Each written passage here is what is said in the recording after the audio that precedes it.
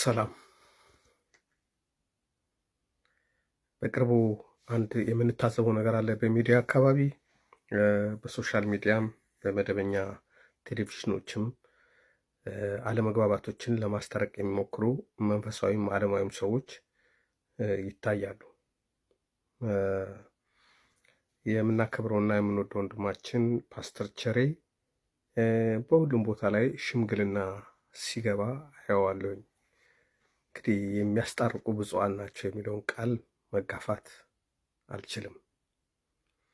ነገር ግን የሁለት ፍቅረኛሞች ችግር ሁለቱ ሲፈቱት ነው ጥሩ የሚሆነው ብዬ ነው ማስበው። በግፊትና በበለው ነገ መከራቸውን ወይም ችግራቸውን የሚሸከሙትን እነሱ ራሳቸው ስለሆኑ አምነውበት እስኪታረቁና እስኪግባቡ ድረስ ካልታረቁም በሰላም እንዲለያዩ መፍቀድ የሚኖርብን ይመስለኛል። በሶሻል ሚዲያውም ዳኛ ሆኖ የሚቀርብ ሰው አለ። ምንም ምሳሌነት የሌለው ሰው፣ ምንም ግብረገብም ይሁን ከሱ የሚመነጭ መልካም ነገር የሌለ ሰው የተጣሉ ሰዎችን ዳኛ አለው ብሎ ራሱን ዳኛ ያደረገ ፍርድ ሸንጎ አለ በማህበራዊ ሚዲያ። ወደ መደበኛ ሚዲያዎች ስንገባ ግን እኔ አንድ ትንሽ ያልገባኝ ነገር አለ። ለምሳሌ ጠለቅ ብዬ አላየሁትም ነገሩን፣ ግን በጣም ግልጽ ስለሆነ አንድ ወንድም ለሆነች ሴት ሰብአዊነት ተሰምቶት ወይም አፍቅሯት ኩላሊቱን ሰጣት። ይሄ ሕሊና ላለው ሰውና ለመልካም ሰው የተለመደ ነገር ነው። እኛ ሀገር መውሰድ እንጂ መስጠት የተለመደ ስላልሆነ ነው ብርቅ የሚሆንብን። አይደለም አካልህን ልትሰጥ ገንዘብህን ለቸገረ ወንድምህ ለመስጠት ጣጣ የሚያበዛ ወንድሙን ላለመርዳት ሀብታም የሆነ ሰው ወንድሙን ላለመርዳት ዱርዬ ነው፣ እንደዚህ ነው፣ እንደዚህ ያደርግበታል የሚል ሰበብ አብዝቶ ወንድሙን የሚያጠለሽ በበዛበት ሀገር የሆነ ሰው ኩላሊቱን ከሰጠ ብርቅ ሊሆንም ይገባል። ይሄ ወንድም ትንሽ የተጎዳ ይመስለኛል። ኩላሊቱ መስጠቱ አይደለም የጎዳው፣ ያሰበው ነገር እሱ ያለመው ነገር በመስመሩ ስላልሄደለት የተጎዳ ሰው ነው። ከእህታችን ደግሞ በጣም ብልጣብልጥነት ያለው ሶሪ፣ የሰውን ልብ እንዴት አውቀህ ነው እንደዚህ ለመፍረድ የቻልከው ላላችሁኝ ልትሉኝ እንደምችሉ ገምታለሁ። ግን አዝናለሁ። የተሰማኝን ስሜትና የተገነዘብኩትን ነገር ነው ማወራው። እህቴ እግሩ ስር ወጥቃ ይቅርታ ምናምን ስጠይቀው አይቻለሁ። ተጣልቶ ተለያይቶ እያሉ ግን በቴሌቪዥን ቀርባ ከባሏ ጋር በሰላም እንዳለች ነበር የምታወራው። ዋናው ያላስማማቸው ነጥብ ደግሞ እሷ እንደ በፊቱ ታማሚ ሆና መኪና ውስጥ ቁጭ ብላ እርዳታ መጠየቅና በዛ መኖር መፈለጓ የወንድሟ ጣልቃ ገብነት እንደሆነም አይቼዋለሁ። ይህ ወንድም ኩላሊት የሰጠ ወንድም ራሱ አምኖበት በፍቅሩ ተገዝቶ እስኪታረቅ ድረስ ብተው ጥሩ ነው። ፓስተር ቸሬ አንተ ነገ ወደ ጉባኤ ነው የምትሄደው። ይህን ሰውዬ ዞር ብለህ አታየውም። የአንተ ቤተ እምነት ተከታይ ቢሆን የአንተ ቤተክርስቲያን አባል ቢሆን ኖሮ እንደው እሱም ፎሎ ልታደርገው ትችላለህ፣ ካረከው ነው። ግን ብዙዎች አያረጉም እንዳየሁት። ግን ይህ ሰው ነገ የራሱን ህይወት የሚኖር ስለሆነ ሲወጥቅ፣ መንገድ ላይ ሲወጥቅ ዞር ብሎ የሚያየው ላይኖር ይችላል። በእኛ ሀገር አንድ የተለመደ ነገር አለ። አንድ ሰው ሀቅ ኖሮት ሲጮህ ብዙ ሰው ይረባረባል። ደግሞ ግን ከጮኸ ማንም አይሰማውም። ይሄ ልጅ አሁንም ገፋፍታችሁት ወደ እሷ ህይወት ውስጥ አስገብታችሁት አሁንም ሆነ አውላላ ሜዳ ላይ ስጥደው አውላላ ሜዳ ላይ ሲወጥቅ መልሶ እንደ ዛሬው ቢጮህ ጆሮ የሚሰማ ሰው የለም። ቤት እከራይልሃለሁ የሚለው ሰው አይኖርም። ልርዳህ የሚለው ሰው አይኖርም። አመለኛ ነው፣ ልማደኛ ነው የሚባለው እና የሆነ ህይወቱን የሚኖረው እሱ ነው። ጉስቁልናውንም ደስታውን የሚቀበለው እሱ ነው። ለምን ሙሉ ሰው ነው? ለምን አትተውትም? እናንተ ቤተ እምነታችሁ ውስጥ ያሉትን ሰዎች ለምን አታስተምሩ? ኃላፊነታችሁም ለእነሱ ይመስለኛል። የራሱ አሮባት የሰው ታማስላለች እንደሚባለው እንዳይሆን። በትምህርት ተባርክ ያለው በጣም ከምከታተላቸው ሰዎች ውስጥ ነህ። ግን እንዴት ነው ትንሽ አለፍ ያልክ አይመስልም ወንድሜ ቸሬ? እኔ አሁን በጣም ጥሩ ክርስቲያን አይደለሁም። በጣም ቤተክርስቲያን የምመላለስ ሰው አይደለሁም። የኔ ድካም እንዳለ ሆኖ ግን የገባኝ እውነት አለ። ከዚህ አኳያ ያንተ ነገር እንዴት ነው? ዝና የፈለክ አይመስልም ወንድሜ ቸሬ? በትምህርት እኮ ከበቂ በላይ ተከብረሃል። አራዳ ስለሆንክ የሰውን ስነ ልቦና ስለምታውቅና ተጨባጭ ችግሮችን ስለምታውቅ ትምህርቶች ግልጽ ናቸውም፣ ብዙ ሰው ይከተልሃል፣ እንወድሃለን።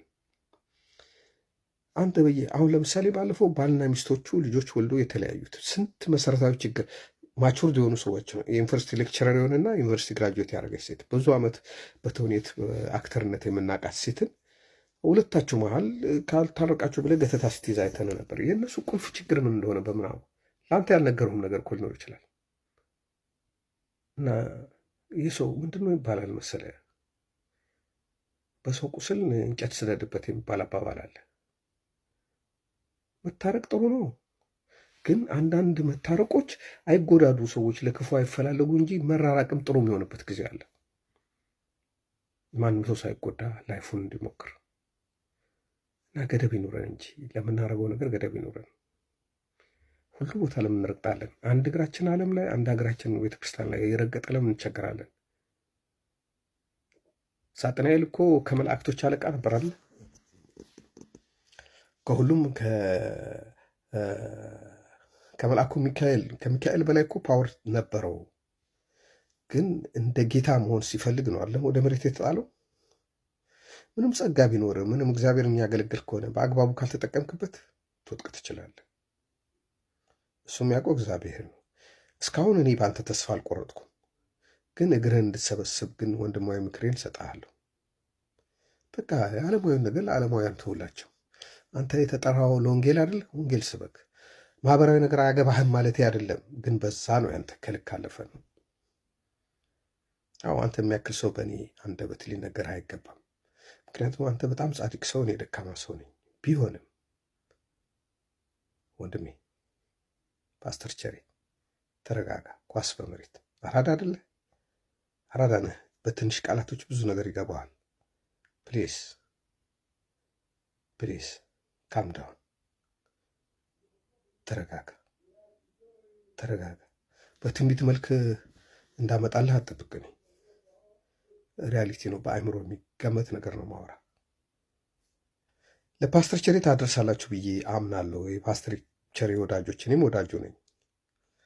እስቲ በሁሉም ቴሌቪዥን ላይ ቀርበህ አንተ ኦኬ ሞገስ ማግኘት ጥሩ ነው፣ ግን አንዳንድ ነገር ነው ማለትም አለብን እኮ።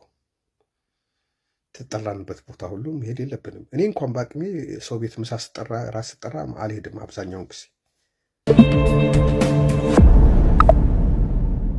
በወንድና በሴት ግንኙነት መካከል በእጮኝነት ጊዜ ሊሆን ይችላል፣ ገርልፍሬንድ ቦይፍሬንድ በመሆን ሊሆን ይችላል፣ በፍቅር ጊዜ ሊሆን ይችላል፣ በጋብቻ አብሮ በመኖር ጊዜ ከሚከሰቱ ተደጋጋሚ ችግሮች ውስጥ አንዱ ምን መሰላቸው? አንደኛው ተጣማጅ ያልወደደውን ነገር ሁለተኛው ማድረጉ ነው። ቀላል የሚመስሉ ግን ትዳርን አፌክት የሚያደርጉ፣ ጓደኝነትን አፌክት ከሚያደርጉ፣ የፍቅር ግንኙነትን ከሚያበላሹ ነገሮች ለማንሳት ያህል ለምሳሌ ወንዱ ኳስ ጨዋታ የሚወድ ቢሆን ኳስ ጨዋታ ባለ ጊዜ ሁሉ ሚስቱን ትቷት ይሄዳል። በተለይ ልጆች እስኪወለዱ ድረስ ብቻውን በሆነችበት ጊዜ፣ ልጆችም ከተወለዱ ደግሞ ሌሎች ስራዎች እየሰራች ስለሆነ የባሏ ድጋፍ በሚያስፈልጋት ጊዜ እሱ በኳስ ምክንያት አይገኝም ማለት ነው። ይሄ ነገር እየቆየ ሲሄድ ጊዜን ሲወልድ ከኔ የበለጠ ኳስ ነው የሚወደው፣ ከኳስ በስተቀር ለእኛ ደንታ የለውም ወደሚለው ይሄዳል። አንዳንዴ ኳስም ካየን በኋላ ወይ የደገፍነው ቡድን ካሸነፈ ወይም ደግሞ ከተሸነፈ ሰበብ ፈልገን ወደ ግሮሰሪ ጎራ እንላለን። የተሸንፈዋል ቡድኔ በሚል ሰበብ በመፍጠር አንድ ሁለት እንላለን። አሸንፈዋል በሚል አንድ ሁለት እንላለን። ቤተሰቦቻችን ሊያገኙን በሚችሉበት ሰዓት አለማግኘታቸው ወይም ሚስታችን ገርልፍሬንዳችን ወይ ፍቅረኛችን ልታገኘን በፈለገችው ሰዓት አለማግኘቷ በእኛ ላይ ያላት እምነት ይሻክራል። ሌላው ምንድን ነው? ቤተሰባችን የማያውቃቸው ጓደኞች መመስረት። ለምሳሌ ባል የሚስቱን ጓደኞች የማያውቃቸው ከሆነ ሁልጊዜ ጓደኞቼ ጋር ብላ የምትሄድ ከሆነ አንድም ቀን እሱ እዛ ቦታ ተጋብዞ ከነሱ ጋር ያልተዋወቀ ከሆነ ጥርጣሬ ያድርበታል። ጓደኞቼ ጋር ቀጠሮ አለኝ ትላለች፣ ትሄዳለች፣ ትመጣለች። ግን ጓደኞቿ ነጭ ሆኑ፣ ጥቁር ሆኑ፣ ቢጫ ሆኑ፣ አረንጓዴ ባልየው አያውቅም ወይ ቦይፍሬንዱ አያውቅም። በዚህ ቀን እንገናኝ ስላት ወይም ደግሞ ዛሬ የት ነሽ ስላት አይ ጓደኞቼ ጋር ነኝ ካለችው ሙሉ ልቧን እንዳልሰጠችው ነው የሚያስበው ሰውየው። እና በዚህ የተነሳ ጥቂት ትንሽ በሚመስል ነገር ሰዎች ለጊዜው ፍቅር ቢኖርባቸው ቀን እስኪያልፍ ድረስ ጊዜ አብረው ይገፋሉ። ወይ ልጅ ወልደው ከሆነ ልጆቻቸው ከፍ እስኪሉ ድረስ ጊዜ ይገፋሉ እንጂ አንድ ቀን መለያየታቸው አይቀርም። አንድ ሰው ለማግባት ከወሰነና ያገባ ከሆነ የግድ ለሚቀጥለው ሰው ፈቃድ ተገዥ መሆን አለበት። ይህ ማለት የኔም ፐርፌክሽን አለ የምነግራቸው። አገባህ አይደለ ወይም አገባሽ አይደለ፣ ለዛ ለተጣመደች ሰው ፍላጎት ተገዥ መሆን አለብሽ። አንተም ለፍላጎቷ ተገዥ መሆን አለብህ። ለምሳሌ ጓደኛሽ እቤት ስትመጣ ብዙ ጊዜ ወንዶች የሚደውሉላትና ከብዙ ወንዶች ጋር የምታወራ ከሆነች የአንቺ ባል ምንድን ነው የሚያስበው? አንቺ እሷ ቤት ስትሄጂ ይህን እንደምታደርጊ ነው የሚያስበው። በሁለተኛ ደረጃ አንቺ እንኳን አታደርጊም ታማኝ ነሽ ቢባል ግን አደጋ ላይ እንደሆንሽ ነው የሚያስቡ። ምክንያቱም የብዙ ወንዶች ጓደኛ ከሆነች አንድ ቀን እሱ ወደሚገኙበት እንሂድ ትልሻለች፣ ትሄዳለች። በዛ ምክንያት የሆነ ችግር ውስጥ ልትወጥቂ ትችላለች ብሎ ባሎች ያምናሉ። ስለዚህ ብዙ ወንድ ጓደኛ ያላቸው ከብዙ ጓደኛ ቤስት ጓደኛ ብሎ ወንዶችን ቤስት ጓደኛ ብሎ ወንዶች ደግሞ ሴቶችን የሚገናኙ ከሆነ ትዳሩ አደጋ ላይ ነው፣ ፍቅሩ አደጋ ላይ ነው፣ ግንኙነቱ አደጋ ላይ ነው። የአንቺ ቤስት ጓደኛ የአንተ ቤስት ጓደኛ ሚስት ነች ወይም ገርልፍሬንድ ነች። ከእሷ የተረፈውን ጊዜ ነው እንጂ ሌላ ነገር የምታውለው ለቅሶ ለመድረስ ካልሆነ፣ ቀብር ለመሄድ ካልሆነ፣ የታመመ ለመጠየቅ ካልሆነ፣ ያውም እሷ ማትሄደው ከሆነ ከእሷ የምትለይበት በቂ ምክንያት የለም። ካልሆነ ማሳመን አለብህ። ኳስ ትወዳለህ? ከቻልክ ልጆች ከሌሏቸው ባለቤትን ይዘሃት መሄድ አለብህ። አቅም የሚፈቅድ ከሆነ የቤት ለማየት መሞከር አለብህ። ካልሆነ እሷን ማሳመን አለብህ። የእሷ ፈቃድ መኖር አለበት። ኳሱ እንዳለቀ ያለ ምንም ምክንያት ሮጠ ወደ ቤት መገኘት አለብህ። እሷን ብትፈቅድ ነው። እየቆየ ነው ንፋስ የሚገባው። እየቆየ አንድ ሰው ያይና ባልሽ ምናምን ካላት ከዛን ቀን ጀምሮ ጥርጣሬ ታደርጋለች። ስልካችሁ በፓተርን እየቆለፋችሁ ባልና ሚስት ሆናችሁ ያላችሁ ገንዘብ አንዳችሁም እንዳላችሁ አንዳችሁ ሳታውቁ የባንክ አካውንታችሁ የተለያየ ሆኑ ወይ ደግሞ ለቤት ኮንትሪቢዩት የሚታደርጉት ነገር የታወቀ ፈረንጆች እንደሚያደርጉት በሳይንሳዊ መንገድ የተጠና ባልሆነበት መንገድ የአንዳችሁን ገንዘብ እየተጠቀማችሁ የአንዳችሁ የምታጠራቀሙ ከሆነ በግል ማለት ነው። እነዚህ ነገሮች እየቆዩ ጉዳዮችን ማሻከር ጀምራሉ። ምክንያቱም እሱም ቤተሰቡ መርዳት ይፈልጋል፣ አንቺም ቤተሰብሽን መርዳት ትፈልጋለሽ። እዚህ ተነጋግራችሁ ማታረጉ ከሆነ ለአንቺም ለእሱም ቤተሰብ ማታረጉ ከሆነ በአንዱ ብቻ ሊቆም አይችልም። አንድ ቀን ትዳሩ ስታክ ያደርጋል፣ ጓደኝነቱም ይሰበራል። ስለዚህ ሰው ተፋታ፣ ተለያየ፣ ልጆች በተነ የሚባልበት ምክንያት የግድ ዝሙትን ብቻ ስለሆነ አይደለም። ያለመግባባቶችም የሀሳብ ልዩነቶችም ይህን ችግር ያመጣል እና ቢቻል ለምትወዱት ሰው ተጠሪነታችሁ ተጠያቂነታችሁ ከፍ ያለ ይሁን። ካልሆነ ጊዜ ማሳለፊያ ነው የሚሆነው። ተፋቱ፣ ተለያዩ፣ ታዳስ ላይ ለያዩ ነው። በፊትም እኮ አንድ ላይ አይደሉም። መዋሃድ ነው፣ አብሮ መኖር ነው፣ በብዙ ነገር መጣጣም ነው። ባትጣጣም መቻቻል ነው እንጂ ዝም ብለህ አንድና አንዱ ሴትና አንድ ቤት ውስጥ ስለኖሩ ሁሌ አብረው ይኖራሉ ጋብቻቸው ይሰምራል ማለትም አይደለም።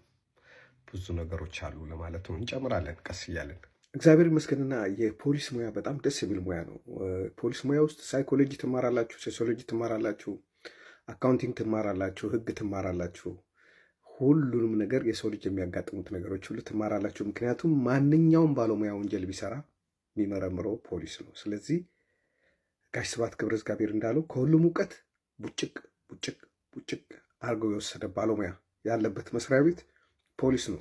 ሁሉም ላይሆን ይችላል፣ ግን ያለ አይደለ እድሉን አግኝተው የተማሩት እና በኃላፊነት ስራ የሚሰሩ በእውቀታቸው የሚሰሩት ኤክስፐርት የሆኑ ሰዎች ከሁሉም እውቀት ያላቸው ናቸው። ስለዚህ ስለ ወንድና ሴት ግንኙነት፣ ስለ ጋብቻ ስለሆነ ነገር ሳወራ ካያችሁ ፖሊስ ሌባ ማባረር ብቻ እንዳይመስላችሁ ስራ ልላችሁ ፈልጌ ነው። አሁን ዛሬ የምጨምርላችሁ ሌላ ምንድን ነው፣ እሱን በደንብ ጠለቅ አድርጌ ቢሄድበት አብዛኛው ማህበራዊ ነገር ፖሊስ ጋር ስለሚመጣ እሱም ራሱ ሪሰርች መስሪያ ቤቱ በየጊዜው የሚያደርጋቸው ነገሮች አሉ። የወንጀል መንስኤዎችን ሲያጠና መነሻ ነገሮች ዶሜስቲክ ወንጀሎችን እንዴት እንደሚፈጠሩ በምን እንደሚነሱ ጥናት ያደርጋል። በዛ ላይ ማንበብ ያው ሙሉ ያደርጋል። ስለዚህ ዝም ብሎ ሰማይ ላይ አይደለም ማወራችሁ፣ የረገጠ ነገር መሬት የያዘ ነገር ነው ማወራችሁ። በእኛ ሀገር የጋብቻ ወይም ደግሞ የፍቅር ግንኙነት ትልቁ አደጋ ምን እንደሆነ ታውቃላችሁ? ሽማግሌ ሁለት የሚዋደዱ ሰዎች፣ ሁለት የተፋቀሩ ሰዎች አብሮ ለመኖር ያላቸው ጋራንቲ ፍቅር ብቻ ነው። ፍቅር ብቻ ነው። ሎጂክ፣ ህግ፣ ባህል የምንላቸው ነገሮች አጋዥ ነገሮች ናቸው እንጂ የአብሮ መኖራቸው መሰረት አይደሉም። ብዙ ጊዜ የምንሸወደው ይሄ ነው። ሁለት ሰዎች እስካልተስማሙ ድረስ አገሪቱ ውስጥ ያለው ሽማግሌ ሁሉ ቢመጣ አይታረቁም። ኦኬ፣ ለእናንተ እሺ ሊሏችሁ ይችላል፣ ግን አንዱ ለአንዱ መወጣት ያለበትን ግዴታ አያሟላም፣ ውስጣዊ ፈቃድ ስለማይኖረው። ስለዚህ በፍቅር ጉዳይ ላይ ሽማግሌ ጣልቃ ማስገባት አስፈላጊ አይደለም ነው የምለው። እኔ ሽማግሌ በጣም አስፈላጊ የሚሆነው የሚለያዩ ከሆነ ነው። የሚለያዩ ከሆነ ብዙ ሳይጮህ፣ ብዙ ሳይቆሳሰሉ፣ ብዙ ሳይበዳደሉ የሚለያዩ ካልሆነ በስተቀር እርቅ በሽማግሌ የሚባለው ነገር ፍቅሩን ይጎደዋል፣ ግንኙነቱን ይጎደዋል። አንዳንድ ሚስጥሮች ሁለቱ ሰዎች ብቻ የሚያውቃቸው ሚስጥሮች ሶስተኛ ወገን ካወቃቸው ጊዜ በኋላ የቤቱ ሰላም ይደፈርሳል። ለምን የመንፈሳዊ አባት አይሆንም? የዛሬ ዘመን መንፈሳዊ አባቶች እኮ ችግሬ ይሄ ነው ብላችሁ ከነገራችኋቸው በኋላ ቢያንስ ለሚስታቸው ይናገራሉ። ምክንያቱም የሚስቶች በዋዛ የሚለቁ አይደለም። እኔ በጣም ውጋት የሆኑ ሚስቶች ያሏቸው መንፈሳዊ አባቶች በብዛት አይቻሉ። ምዕመኖቻቸው ምን እንዳሉ ማወቅ ይፈልጋሉ። ሚስቶቻቸው ማታ ስብሰባ ያደርጋሉ አልጋ ላይ። ማን ነበረ ዛሬ ቀድም አንተ ጋር መጥቶ ምን ፈልጎ ነው? ካልተናገረ ችግር ነው፣ እኔ አካልህ አይደለሁም ወይ ነው የሚሏቸው። ስለዚህ የግድ ሚስትየው ደግሞ ስሰማ በጣም የምትቀርባት ሌላ ጓደኛ አለቻት፣ ለእሷ ትነግራለች። እኔ ለሰው ፐርሰናል ነገራችሁ ዲቴል የፍቅር ግንኙነታችሁን ልታቆሙ ካልፈለጋችሁ አትናገሩ።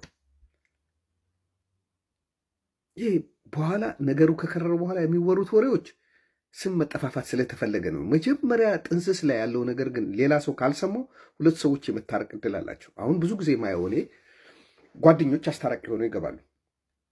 ወይ እሱ ጓደኛ ይሆናል ወይ እሷ ጓደኛ ይሆናል። ከዛ ሚስጥራቸውን በደንብ ይሰማል።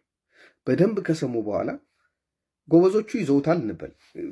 ሚስጥሩንም ቢይዙት እኮ ሶስተኛ ወገን ስላወቀው እናንተን ኮንፈርት አይሰማችሁ። የአልጋ አለመስማማት ቢኖራችሁ የግድ ጓደኛው ማወቅ አለበት? ሌላ ዲቴል የሆነ ፐርሰናል የሆነ እንግዲህ ገበና ባልና ሚስት እኮ ከተገናኙ አንድ ላይ ከሆኑ ከተማማሉ ቃል ኪዳን ካረጉ በኋላ እኮ ሌላ ሰው የማያውቀው ነገር እናቷ ማታውቀው አባቷ ማያውቀው የእሱ እናት የእሱ አባት ማያውቁትን ነገር እኮ ሚስት ታውቃለች አይደለ? ያን ሚስጥር ለሶስተኛ ወገን አሳልፈው ከሰጡ በኋላ እንዴት አድርጎ አብሮ ሊኖሩ ይችላሉ? ማንስ በዛሬ ዘመን እንደዚህ አይነት ትልቅ ነገር መሸከም የሚችል ሰው አለ? የለም። ካለ በጣም ልዩ ነው። የሰው ነገር የራሴ ጉዳይ ነው ብሎ አስቦበት ሚስጥር ነው ብሎ የሚይዝ በጣም ጥቂት ሰው ነው ያለው። ስለዚህ የራሳችሁን ገበና ካወጣችሁ በኋላ ለመጣላት እንጂ ለመታረቅ አትችሉም። ጊዜ ስጧቸው። የተዋደዱ ሰዎች ሲጣሉ ለመታረቅ ጊዜ ስጧቸው፣ ራሳቸው እንዲታረቁ።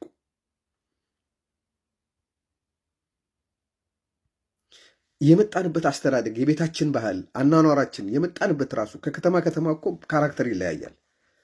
እነዛ ነገሮች እስኪዋሃዱ ድረስ መጋጨት ያለ ነው። ሰዎች ምንም ቢዋደዱ አይጋጩም ማለት አይቻልም። በገንዘብ ምክንያት ሊጣሉ ይችላሉ። በሰዓት ምክንያት ሊጣሉ ይችላሉ። በፍቅር በቃላት ምልልስ ሊጣሉ ይችላሉ። ቀጠሮ ቦታ በመሄድ አንሂድ፣ ገበያ አንሂድ፣ ዕቃ እንግዛ፣ በሁሉ ነገር ሊጣሉ ይችላሉ። ግን ያ ማለት አይዋደዱም ማለት አይደለም። ሼፕ እስኪሆኑ ድረስ ተሞርዶ ልክ እስኪገቡ ድረስ አንዳቸው ጋር የሌለ ነገር ስላላቸው ሁል ጊዜ ይፋተጋሉ።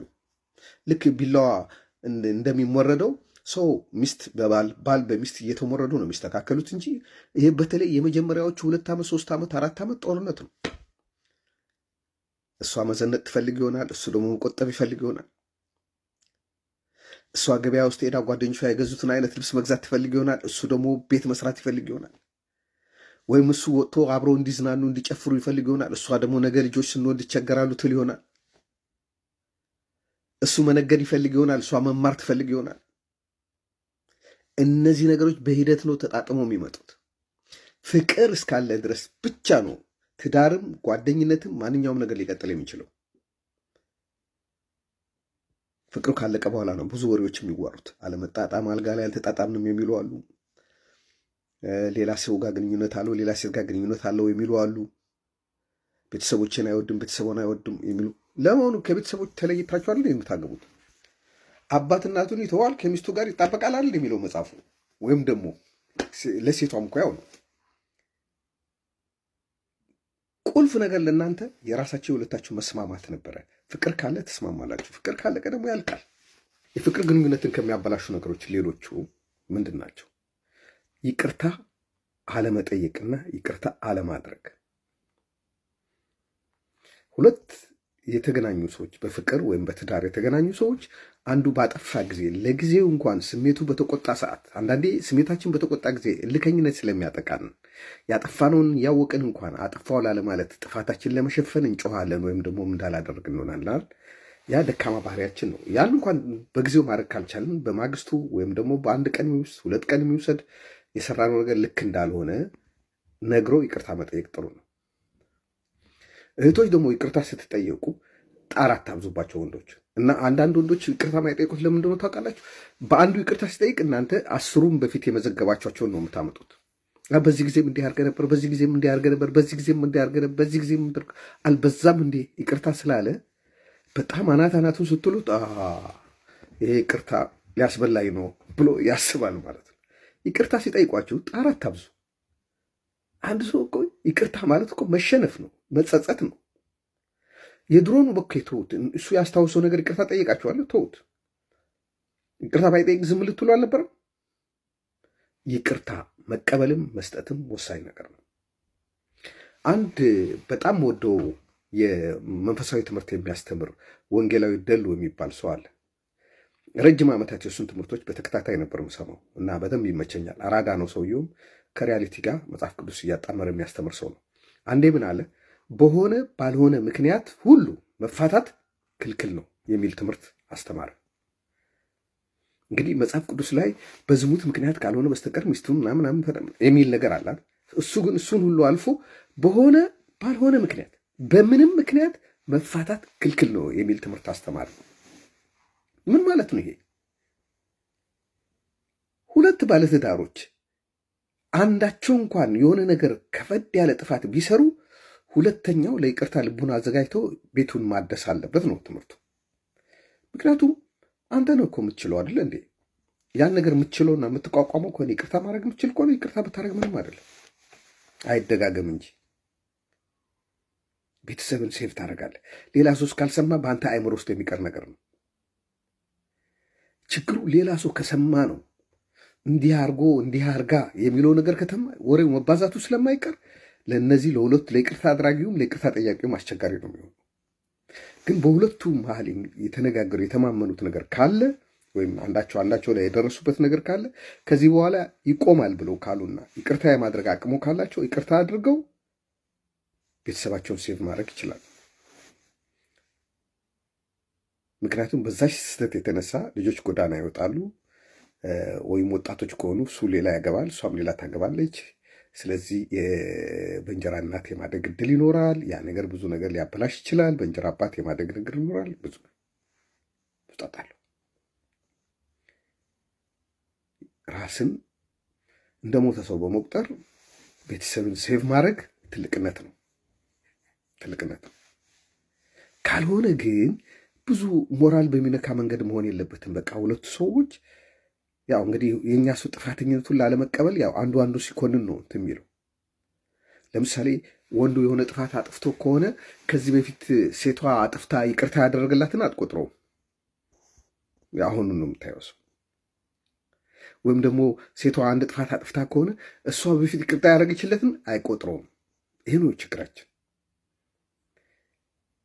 ወደ እኔ ለመጋባት ስትሄዱ ሰዎች እንጃ እኔ በፍቅር ከተገናኘን በኋላ ምንም ነገር ቢፈጠር አንፋታም ብላችሁ ካልጀመራችሁት በስተቀር ለመፋታት የሚያደርሱ ብዙ ጣጣዎች በመሀል ላይ ገጥሟቸዋል።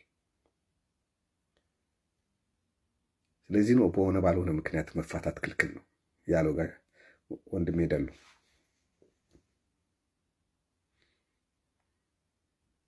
መከባበር፣ ባሎች ከሚስቶቻቸው አክብሮት ይጠብቃሉ። ሚስቶች ከባሎቻቸው እንክብካቤ ይጠብቃሉ። አክብራትም ማለት አይደለም፣ በእንክብካቤ ውስጥ ክብር አለ። ግን ለምሳሌ በምልልስ ወቅት በቃላት ውስጥ የሆነ ጊዜ በቃ የሆነ ሰው ባለበት ጊዜ ባልየው ዝም እንዲል በፈለገ ጊዜ ወይ እሷ ዝም እንድል ያን ጊዜ ማወቅ የማችል የአይን ጥቅሻ የማይገባት ሚስት ታናድዳለች። ባልየው ከሌሳው ሌላ ሰው ጋር ሲከራከር ያን ሰው ደግፋ እሷም ባልየውንም እንትን ማለት ማብሸቅ፣ ይሄም ይጎዳል። የፖለቲካ ነገሮች ውስጥ ቤት ውስጥ መወያየት አደገኛ ነው። የተለያየ ጎራ ሆነ በልጆች መካከል ይሄን እንወዳለሁ ብሎ ማለት አደገኛ ነገር ነው። ግሩፕ መፍጠር ቤተሰብ ውስጥ። ስለዚህ አብሮ ለመኖር የሁለት ሰዎች ፈቃድ መኖር ስላለበት አንዱ አንዱን መንከባከብ አለበት። ልክ እንደ አትክልት ውሃ ታጠጣዋለህ፣ ፀሐይ ሲሆን ታስገባዋለህ። እንደዛ ነገር ይቻዘር። እንደዛ ካልተደረገ ህይወትን በዚህ ዘመን አንድ ቤት ውስጥ መቀጠል ከባድ ነው የሚሆነው። ተከባበሩ። ሴቶች ባሎቻችሁን አክብሩ። ባሎች ሚስታችሁን ተንከባከቡ። ይሄ ነው እኔ የሚገባኝ ከእናንተ ባላቅ። እግዚአብሔር ይስጥልኝ።